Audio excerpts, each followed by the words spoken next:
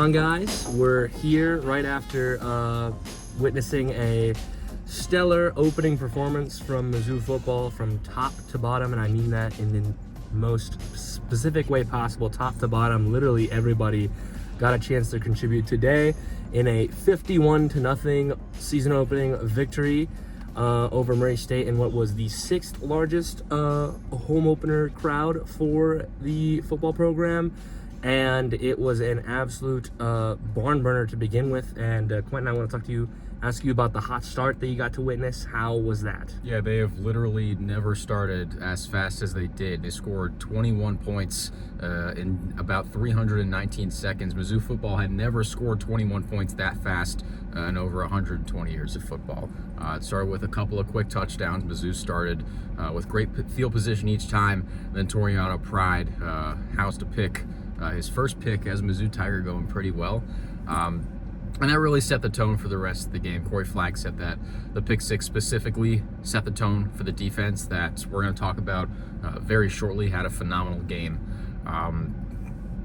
But at least offensively, they did slow up a little bit after the first quarter, but it's tough to maintain a 28-point pace per quarter through 4 quarters.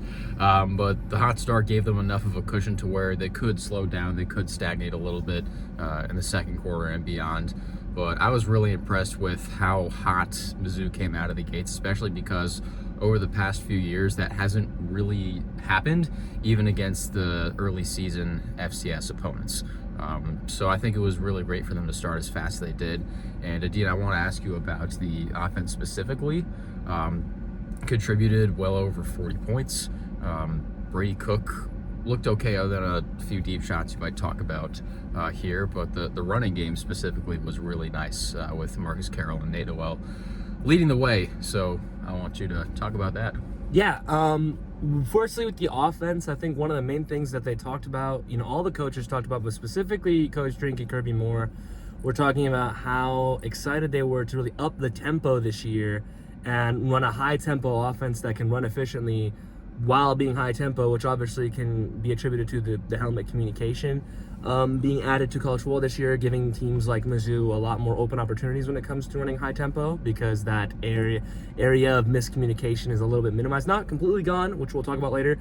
And you really saw that out of the gate. They were running the first couple drives where they were in full motor, and we really got to see what we're going to expect from this team this year in high-intensity games. They were really quick to get on the line, especially in third and short situations, to kind of catch the defense napping, not allow them to get those personnel changes that they're looking for those sets. One thing I wanted to touch on, especially, which I will be elaborating more on in the sidebar piece, is talking about how well the duo of Marcus Carroll and Nate Noel complemented each other today. Obviously, you got Nate Noel. Our own Nathan Hurst talked about how he's more of a Tyler Beatty kind of archetype, very fast, shifty. And Marcus Carroll built a lot like Cody Schrader. He's smaller in height, but fast as far as it comes to going through the gaps, and very hard to bring down. The two of them, I thought, were absolutely perfect, 100%, as far as what they brought to the offense in the first half. Both of them were really good in the pass catching game, which I thought was awesome, because that was kind of something that's been absent from our offense last year. I think Schrader was just ground and pound, really not kind of overlooked in the pass catching game, although we got to see him do very well in that aspect later on in the season especially. But wide receivers look pretty good. Brady Cook, good game distributing the football. You can tell his arm has gotten a lot stronger, and he showed it tonight. Lots of overthrows and deep throws. You can chalk that up to strength, adrenaline, as Coach Drink said in actually our post-game presser here. But, if he gets that touch, he's got a lot more range this year. A lot more possibilities in the offense, which is always great to hear. Quinn, I wanted to ask you about Coach Batoon's unit, because they actually, fun fact, posted the first lower than 100 yards allowed game that Mizzou has had since 2019. So, wanted to ask you about that. What do you think about the defensive unit today? Yeah, second shutout ever under Eli Drinkwitz, and as I said a little bit earlier, a lot of that had to do with the defense. They looked fast Corey Flagg said after the game that the entire unit from the starters to the backups was locked in all game long. And Adeen actually mentioned this very early on, but the tackling tonight, I think we both thought was really exceptional. They set edges really well. They maintained gap integrity, at least along the defensive line. Chris McClellan forcing a sack fumble that Joe Moore III recovered, which led to more Mizzou points as a result. But all three levels played extremely well. The linebackers, the starters and the backups played super duper well. It's interesting, Chuck Hicks said a little while ago, after he was named one of the 5 captains for Mizzou football, he said that the C on his chest doesn't mean a whole lot, and that there are a million leaders on the team. And emotionally, yes, but I think you could also apply that to the actual on-field performance. The linebackers, whether it was Chuck Hicks, who honestly did not do a whole lot. Flagg attributed that, and I agree with him in this. He attributed that to Hicks not being involved just in a ton of the plays that Murray State ran. He just wasn't really around the ball. The ball didn't really find him that much. But whether it was Flagg, whether it was Tristan Newson, whether it was a guy like Brayshawn Littlejohn, who had a couple of really nice plays, especially in the backfield, they stepped up in a big-time way. And we've already mentioned the defensive backs a little bit with the pick 6 by Toriano Pride Jr., but Murray State, as evidenced by them registering under 100 yards of total offense on the night, explosive plays were pretty much non-existent. And that can be attributed to all 3 levels doing exactly what they needed to do. And you can see the benefits of Corey Batoon playing a similar style to Blake Baker. They want to attack. They want to get downhill. They want to get after the quarterback. And again, they just looked so fast tonight, and they looked dialed. And so hopefully for them, that can carry on to not only next week, but conference opponents as well, because the SEC, as you all know pretty well that are watching or listening to this, it's a fast league. It's a lot about speed on either side of the ball. And Mizzou looked fast tonight, albeit against an FCS opponent. Adeen, I do want to ask you about some improvement areas. It's hard to find many major flaws in a 51-0 victory, one that Mizzou led wire to wire. But I wanted to ask you what you think can be improved upon heading into next week against Buffalo. Yeah, I think offense really fed off the crowd in the first quarter, but there was a significant, downgrade in that intensity in the second quarter. I think that when you go into these kind of games, you're looking for like a pretty much perfect first half, hopefully. And they had a perfect first quarter, I'd have to say. I think barely got points on the board in the second quarter. Actually took all of 14 minutes and 59 seconds to have that occur. With 1 second left, Brady Cook on the option. But realistically speaking, that is one thing that can be improved. Obviously, Brady Cook's touch on the deep balls huge, going to be huge going forward, even in games like against Buffalo, especially against Boston College. And definitely later down the line in SEC play, those deep balls hitting are going to be make or break for this season, getting those explosive plays, because teams, whether you like it or not, in today's version of college football, teams that get the explosive plays, they get the explosive records, and they're going to get to be explosive in the playoff. More so with the defense, I mean, I'm going to be totally honest with you, there's really nothing that I can find here for the defense. I am not going to try and be nitpicky here. There is really... I think Coach Batoon is going to have a very tough job over the next couple of days figuring out what they can really improve on, because I think the defense showed him exactly what they can do in his system tonight. Special teams wise, I liked what I saw. Kickoffs and kicking for the field goals. Craig did fantastic. Luke Bauer looked pretty solid on the punts, just what you're expecting. Just no errors on the punts and all that, and good flipping the field, and that's really all you can ask for from your punter.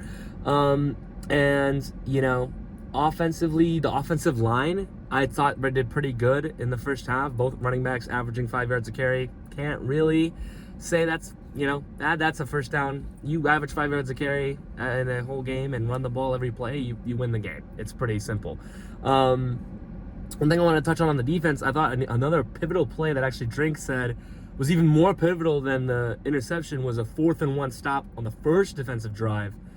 I thought that was fantastic. I thought that really did set the tone. And, that play by Toriano is just absolutely, most athletic thing. He was up there for a while. he almost orbited the planet with how high up he got there. The second it turns midnight, we're talking about players like they're celestial objects. And he, and he showed it in the spring game too. I mean, just at a pick in that game. So really, that's all I gotta say about this team after that performance. On to Buffalo. What do you want to see next week, Quinten? Next week, I want to see the defensive intensity carry over. We've talked about it already. Everyone from the starters to the backups was dialed in all night, and I think a big part of that was the fall camp that Mizzou had. I mean, Coach Drake has talked about many times how this was an unprecedented fall camp in terms of how many live reps they took, how many scrimmages they had, just how much it felt like playing in an actual game. And I think that definitely helped. It's so understandable when you want to keep everybody healthy heading into the season. You want to be 100%. But at the same time, I think going extra hard, I think really helped them tonight. And so I'd like to see that carry over, obviously, on both sides of the ball. We didn't even talk about the offensive line tonight, which I thought was really fantastic. Again, the quality of competition is far from the highest it's going to be this season, but the intensity on both lines, I think, hopefully for Mizzou is replicable, because the SEC is all about winning in the trenches. And so that specifically I hope carries over into next week against Buffalo, which should on paper be another victory. But Eli Drinkwitz said in the post game that a couple of years ago, 2022, Mizzou wins big over Louisiana Tech 52-24 in the opener, and then goes to Manhattan and gets blown out against Kansas State. Yeah. Obviously, 2024 Buffalo and 2022 Kansas State are a little different, but the mentality should remain the same, in that you don't want to pat yourself on the back too much.